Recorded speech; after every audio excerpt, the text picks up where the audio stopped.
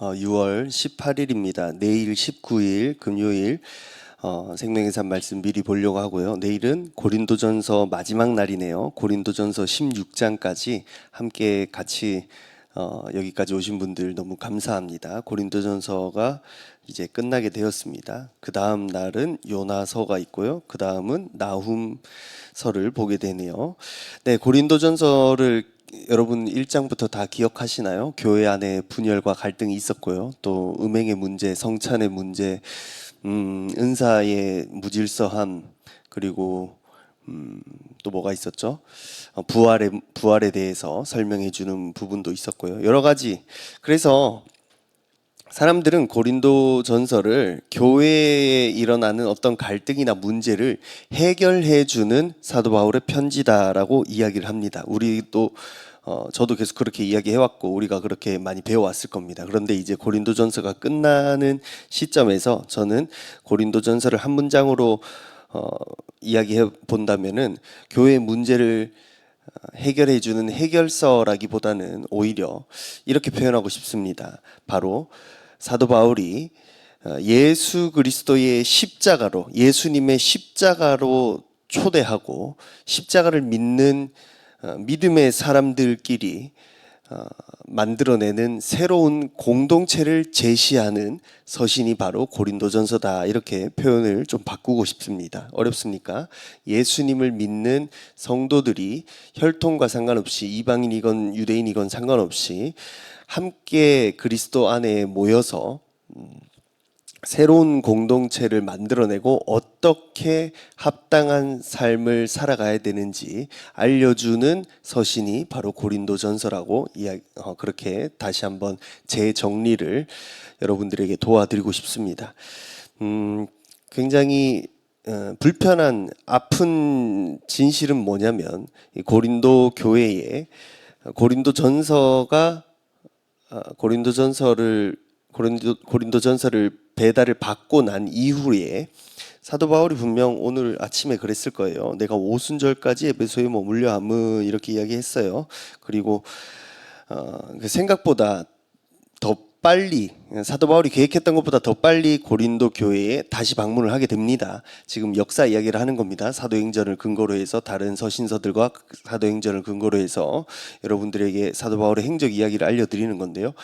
이 고린도 전서를 보내고 난 다음에 사도 바울이 계획했던 것보다 고린도 교회에 더 빨리 방문을 하게 되었는데요. 그때 고린도 교회 성도들의 반응이 선생님, 우리가 선생님의 편지를 잘 읽었습니다. 우리가 회개했습니다. 우리가 이제 연합했습니다.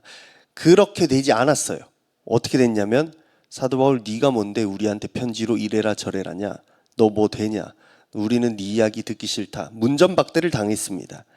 그래서 사도 바울은 굉장히 상처를 가지고 떠나게 됩니다. 고린도를 떠나서 상처를 가지고 고린도 전서와 고린도 후서 사이에 편지를 다시 한 번 더 보내게 되죠. 그 편지는 우리가 발견되지 않았습니다. 그 이후에 고린도 교회 사람들이 회개했다는 소식을 들은 이후에 고린도 후서를 또 보내게 됩니다. 총 4번의 편지가 있었다고 학자들이 이야기하는데요. 고린도 전서 이전에 고린도 전전서가 있었고요. 그 다음 고린도 전서, 그리고 고린도 전서와 후서 사이의 편지, 그리고 마지막으로 고린도 후서. 우리는 2번째 편지와 4번째 편지를 보고 있는 것이죠. 이게 좀 속상한 과정이 있는 거죠.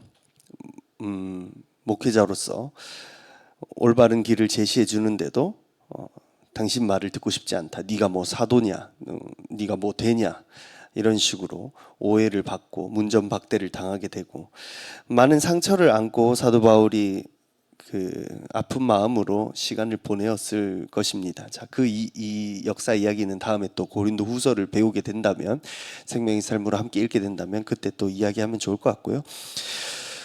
고린도전서 마지막입니다. 16장 13절에서 24절인데 저는 항상 책의 마지막 부분을 가장 중요하게 생각하고 가장 좋아합니다.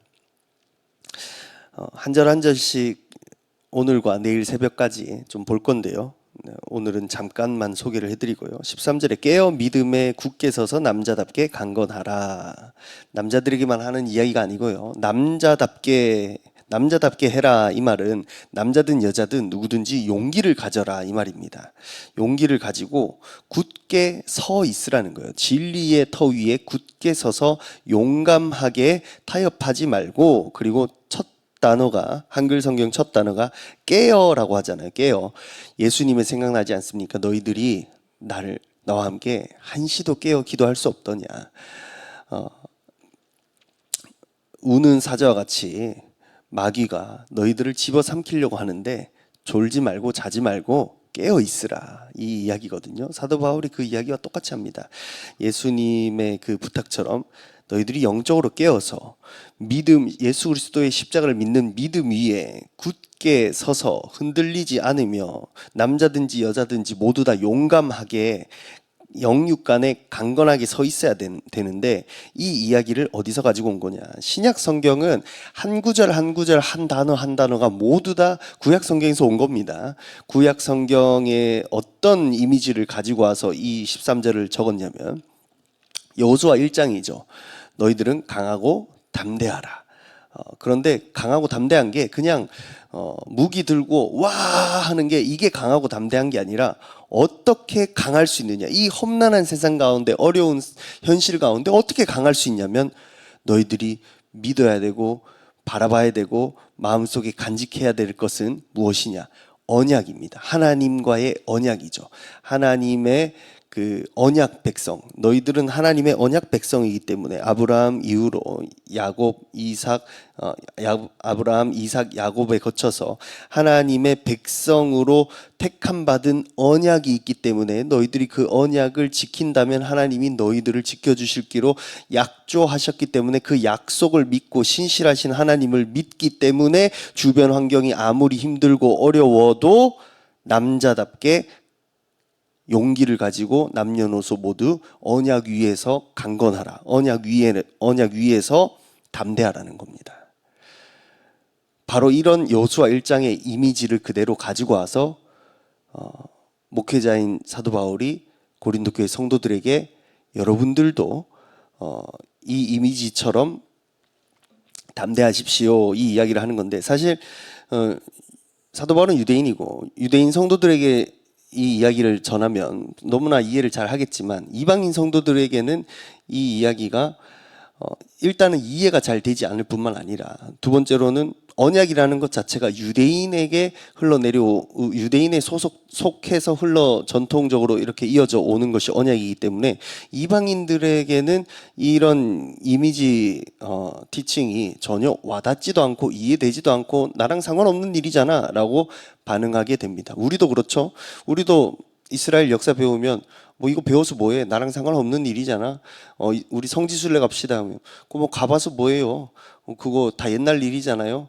우린 뭐 예수님만 믿으면 다 된 거 아니에요? 이렇게 하잖아요.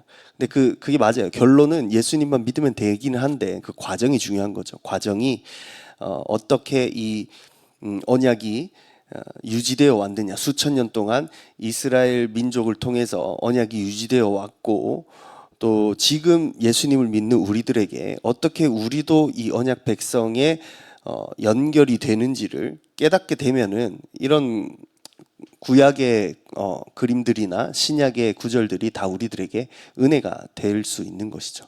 자, 어렵습니까?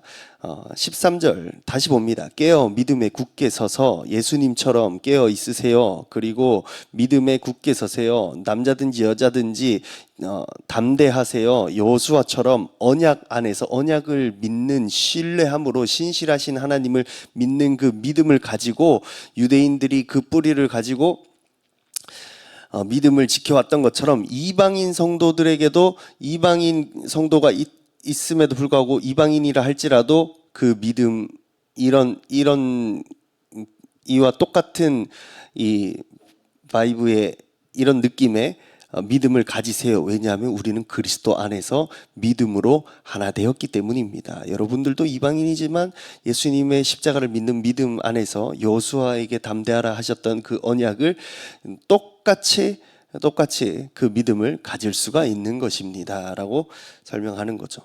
네, 한 절밖에 설명 못했는데요. 나머지는 다 못하겠죠. 네, 시간 한 절 한 절 하면 시간이 오래 걸리니까요. 다만 제가 요즘 보고 있는 성경은 그죠, 쉽지 않아요. 이 성경 자체가 헬라어로 쓰여졌잖아요. 그리고 이 성경 사이사이에 아람어가 또 쓰여져 있습니다. 내일 아침에 말씀드릴 건데, 그렇지만 성경을 쓴 사람들은 히브리 배경을 가진 유대인이었고, 그들이 살아가는 세상은 헬라 시대의 세상, 그리스 로마 철학 문학이 만연하던 세상에 살고 있는 겁니다. 우리로 생각해 볼까? 우리는 한국 사람이죠. 김치와 된장찌개를 먹어야 하는, 어떻게 보면 조금 거슬러 올라가면 조선 사람이다라고 표현할 수 있는데, 그러나 우리가 살아가는 세상을 둘러보십시오. 여러분들이 해시계, 달시계를 사용하십니까? 아니죠. 이 시계를 사용하면서, 이 시계 십진법이고, 그리고 이 시계에 나와 있는 숫자가 십진법이고, 또 12개의 시간으로 나누어져 있죠. 그렇죠? 오전 12시간, 오후 12시간, 이런 것들, 우리가 살아가고 있는 모든 경제, 사회, 문화, 이게 다 2000년 전 로마의 그 헬라 문화가 지금도 여전히 내려오고 있습니다. 우리는 조선 사람인데, 한국 사람인데 헬라 문화를 가지고 살고 있어요. 그러면 우리가 동의보감이나 뭐 옛날 삼국사기 이런 거를 펼쳐서 읽어본다 합시다. 문자는 무엇으로 쓰여져 있습니까? 한자로 쓰여져 있죠. 한문. 한문으로 쓰여져 있고, 이걸 이해하려면 그 삼국시대나 뭐 조선 시대에 그 당시에 왕이 누구였는지, 법이 무엇이었는지, 이 당시에 분위기는 어땠는지, 그런 거 알아야겠죠. 그런 거 알고, 또 한국 사람이면서 한문을 쓰면서 그 당시에 어떤 분위기였는지, 또 지금은 우리가 어떤 삶을 살아가는지, 이런 것들을 많이 고민하고 생각해 봐야 되는 것처럼, 우리가 성경을 볼 때에 성경을 쓴 사람들과 받는 사람들의 대부분은, 뭐 이방인도 있었지만 대부분은 히브리 사상을 가진 유대인이었고, 그런데 이 사람들이 쓰는 문자는 헬라어를 썼고 또 아람어를 썼습니다. 그런데 이 사람들의 마음속에 있는 이 이미지들은 히브리적인 그런 이미지가 다 들어 있었고, 왜냐하면 구약 성경, 이 히브리 성경, 구약 성경을 읽으면서 어릴 때부터 자라왔기 때문에, 그리고 또 살아가는 이 문화는 완전 로마 시대의 문화를 따라가고 있고, 뭐 그런 것들을 생각해 봤을 때 이 한 구절 한 구절이 어떤 의미에서, 어떤 이미지에서 와서 우리들에게 번역되어서 히브리어가 헬라어로, 헬라어가 아람어로, 혹은 그리스어로, 그리고 또 나중에 라틴어가 되고, 이게 영어가 되고 중국어로 갔다가 한국으로 들어오게 되잖아요. 많은 이 번역 과정 가운데 우리는 그 원본의 이미지를 찾을 수가 없게 돼요. 원본의 이미지를 찾으려면은 원어를 봐야겠죠. 참 어려워요. 성경 공부라는 게 어렵지만, 그래서 저 같은 사람이 있는 거잖아요. 저도 뭐 대단한 학자도 아니고 뭐 대단한 목사도 아니지만 열심히 공부하고 여러분들과 나누고 싶고, 그 안에 복음이 있어요, 여러분. 그 안에 복음이 있어요. 이 13절 한 구절 안에도 남자답게 강건하라. 남자든 여자든 용기를 내서 담대하세요. 뭘 잘했기 때문에 담대할 수 있습니까? 우리는 뭔가를 잘했기 때문에 하나님 앞에서 담대한 게 아닙니다. 하나님 신실하신 분이라는 그 약속이 있기 때문에, 언약을 믿기 때문에, 우리가 하나님을 지키고 사랑하면, 하나님의 말씀 지키고 하나님을 사랑하면 하나님이 우리를 지켜주시고 우리를 보호해 주실 것이라는 그 약속이 있기 때문에, 그 언약 위에서 우리는 담대할 수 있는 것이죠. 그 담대함을 유대인이 아닌, 히브리 민족이 아닌 이방 성도들에게도 사도 바울이 전합니다. 너희들도 담대할 수 있다. 예수 그리스도의 복음을 통해서 하나 되었기 때문에 담대할 수 있다. 그럼 이걸 정리한다면 사도 바울은 어떤 일을 하는 사람이었느냐? 전도 여행 다니면서 배 타고 걸어 다니면서 예수님 복음 전하는 사람이었다. 이렇게 표현하면 굉장히 1차원적인 것이고요. 좀 더 이것을 더 풍성하게 표현하자면 사도 바울은 열방의 모든 민족을 유대인을 뛰어넘어서 열방의 모든 민족을 하나님의 언약 안으로 초청하는 사람이었습니다. 열방의 모든 족속, 민족, 백성을 하나님 나라의 가족으로, 하나님 나라의 시민으로 불러들이고 끌어들이고 초청하는 사람이 바로 사도 바울이었다고요. 우리는 그것을 보고 전도라 부르고 선교라 부르는 거죠. 그냥 교회 한번 와봐라. 우리 교회 좋다. 맛있는 거 준다. 예쁜 누나 있다. 이게 아니고 하나님 나라의 가족으로 초청하고 하나님의 언약 안으로 그 사람을 불러들이는 역할. 네, 나머지 14절부터 24절은 내일 아침에 조금씩 한번 같이 읽어보고요. 기도하겠습니다. 하나님, 이 고린도전서를 통해서 우리 교회에 여러 가지들 교회 안의 질서들을 회복시켜 주시고 궁금증들을 해결해 주셔서 감사합니다. 우리 교회에도 은사를 사모합니다.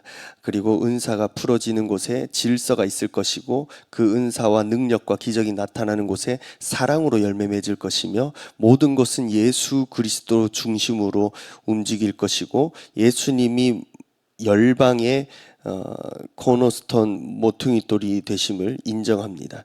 그리고 우리 교회가 이 말씀을 받기를 원합니다. 말씀을 그대로 있는 그대로 받기를 원합니다. 하나님이 말씀하시는 것을 그대로 듣는 것이 믿음이라 하셨습니다. 우리 교회가 그렇게 믿음을 간직하는 교회가 되기를 원합니다. 이 말씀을 읽으면서 또 매일 저녁마다 말씀 읽고 기도의 시간에 사도행전을 읽고 있고 또 우리가 수요일마다 에베소서를 배우고 있고 또 지금은 좋은 선생님들을 모시고 이 히브리적인 관점과 헬라적인 문학을 풀어서 원래의 의미를 하나씩 배워가고 있습니다. 이 성경이 우리의 머리만 커지는 것이 아니라 삶으로 살아내어지는 그런 은혜가 우리 성도들에게 있기를 원합니다. 우리 교회에 큰 은혜를 주시니 하나님 감사합니다. 고린도 교회 성도들은 이 귀한 편지를 받고서도 사도 바울을 문전박대했지만 우리는 그렇게 하지 않겠습니다. 우리는 이 말씀을 받을 것이고 주님 다시 오심을 기다릴 것입니다.